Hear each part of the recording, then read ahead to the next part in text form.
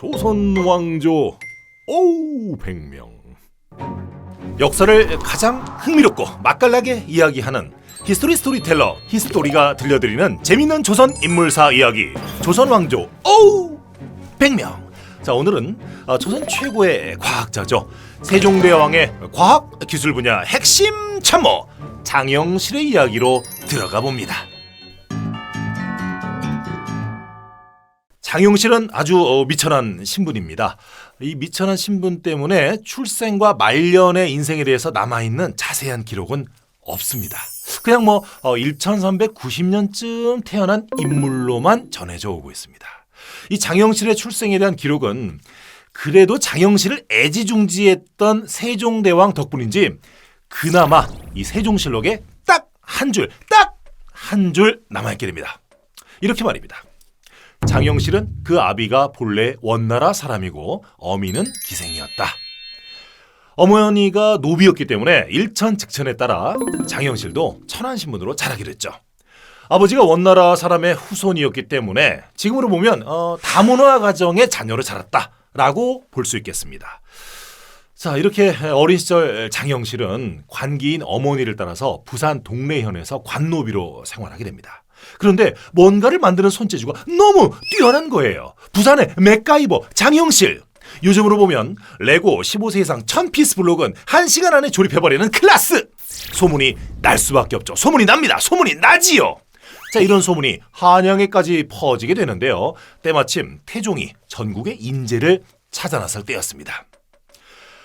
나라가 발전할 수 있도록 나라의 힘을 보탤 수 있는 유능한 인재들을 찾을 것이요.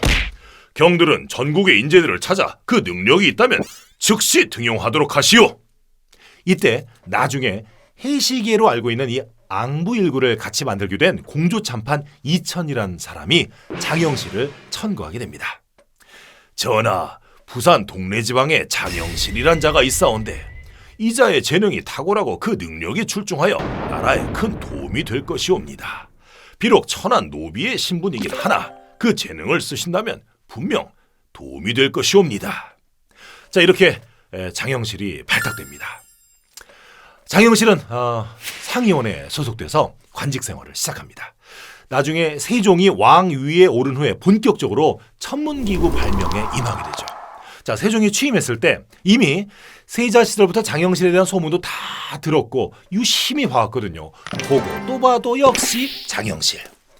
세자 시절부터 그 능력을 알아왔기 때문에 의심의 여지 없이 바로 장영실에게 정오품 상의원 별좌 벼슬을 내리면서 노비의 신분을 벗어나 나라를 위해 마음껏 일하게 하죠. 정오품 벼슬을 받게 된 장영실. 감동의 쓰나미죠. 전하, 성은이 망극하옵니다. 아무리 능력이 뛰어난다 하더라도 그래도 노비인데요. 노비예요. 노비에게 정오품의 벼슬까지 주다니요. 노비 출신의 신분이나 학벌 따위는 보지 않고 오직 능력만 받던 세종의 혁신적인 인사였던 겁니다.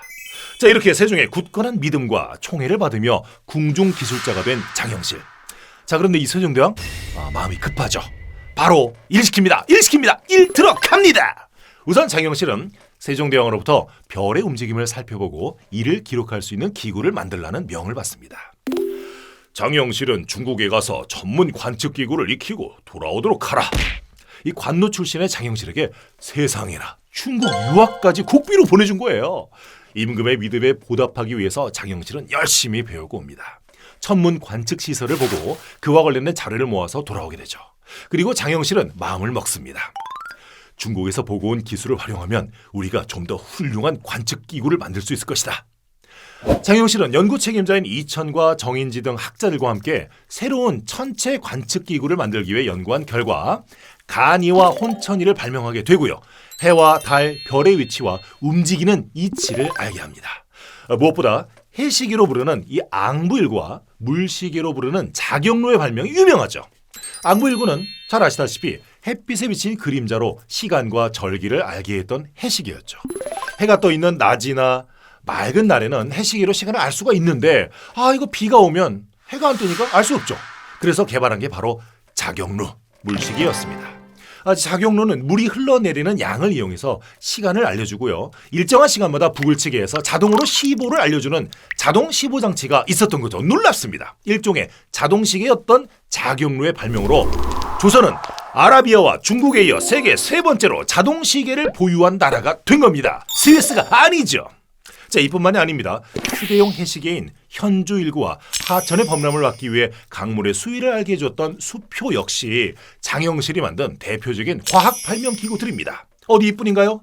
최초의 천문 관측대인 간이대와 천문 관측기구인 규표, 낮과 밤의 시간을 측정할 수 있는 천문시계인 일성정시, 조립식 활자인 갑인자 등 수많은 발명품을 남겼죠. 자, 이렇게 조선의 과학기술 발전에 절대적인 업적을 남긴 장영실. 이랬던 장영실이 갑자기 사라지게 되는 결정적인 사건이 하나 생깁니다. 자, 세종실록에 보면은 1442년 3월 3일에 강무와 온천, 즉 산양대회와 온천욕을 하기 위해서 세종이 강원도 이천군으로 행궁을 떠납니다. 지금은 이천군이 휴전선 위의 북한 땅이죠. 바로 이때 임금이 타게 될 가마를 만들죠. 그 가마 제작 총감독이 바로 장영실이었던 겁니다. 자, 세종실록에 장영실이 만든 가마가 이때 사용됐다고 하는데 대군들과 강무를 하면서 이동하던 세종이 행궁에 도착한 날이 1442년 3월 16일로 나옵니다. 그리고 같은 날인 3월 16일 이 세종실록 기록에 가마가 부서진 사건으로 장영실이 의금부에 투옥된 날로 나옵니다. 즉 가마가 3월 16일 장영실이 투옥되기 전에 부서졌다는 건데요. 장영실이 만든 가마를 세종이 탔다라는 기록은 없지만 아마 세종이 타기 전에 가마가 부서진 것으로 추정되고 있습니다. 왕이 타지 않았어도 왕이 타야 할 가마였기 때문에 지금의 검찰인 사헌부에서 장영실을 불경죄로 파면하고 곤장까지 맞는 형벌을 맞아야 한다고 장영실 탄핵안이 올라가게 됩니다. 자, 천안신분이었던 장영실이 임금의 총애를 받았으니 얼마나 신하들이 시기질투했겠습니까? 간신들이 때는 이때다 바로 장영실 탄핵에 나섭니다. 전하, 장영실이 관비 출신인데 어찌 그런 중책을 맡긴단 말입니까? 그를 파직하고 당장 불경죄로 엄히 다스려야 마땅할 줄 아옵니다. 그토록 총애하고 아꼈던 장영실이지만 세종도 더는 지켜줄 수 없어서 곤장 80대와 함께 장영실을 파면 조치합니다. 원래 곤장 100대였어요. 그런데 세종이 장영실 좋아해서 20대 깎아줬어요. 20% DC! 이렇게 아꼈던 장영실이지만 아무튼 세종에겐 눈물의 파면 조치를 당하게 됩니다. 그런데 말입니다. 여기서 석연찮은 부분이 또 많이 남게 됩니다. 엄청나게 정교한 물시계 작용루도 만들었던 장영실이, 그 자동시계를 만들었던 장영실이 세상에 가마 하나를 제대로 만들지 못했다는 게 말이 안 된다는 거죠. 게다가 가마 제작 감독관인 장영실은 오히려 가마가 위험할 수 있다라는 안전성을 경고했고요. 이를 묵인한 것은 또 다른 감독관이었던 조순생으로 알려지고 있는데 왜 장영실만 가혹하게 처벌을 받아야 했을까? 이게 풀리지 않는 의혹으로 남게 됐습니다. 어쨌든 이 의문의 가마 사건으로 장영실의 기록은 여기에서 멈추게 됩니다. 스탑!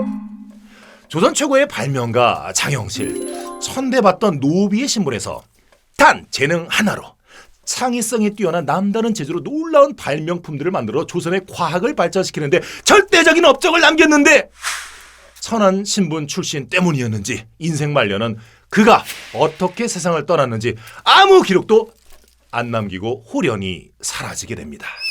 오직 그의 발명품들만이 대대손손 남아 장영실을 기억하게 된 거죠. 자, 조선의 발명왕 장가이버 장영실의 이야기였습니다. 조선의 인물 이야기를 통해 조선의 역사를 들여다보는 조선왕조 100명. 다음 인물 이야기도 들어보시겠다는 광안리 해수욕장 같은 드넓은 마음을 갖고 계신 분들이시라면 구독과 좋아요, 알림 설정 잊지 마시고요. 많은 의견도 거침없이 남겨주시기 바랍니다. 고맙습니다.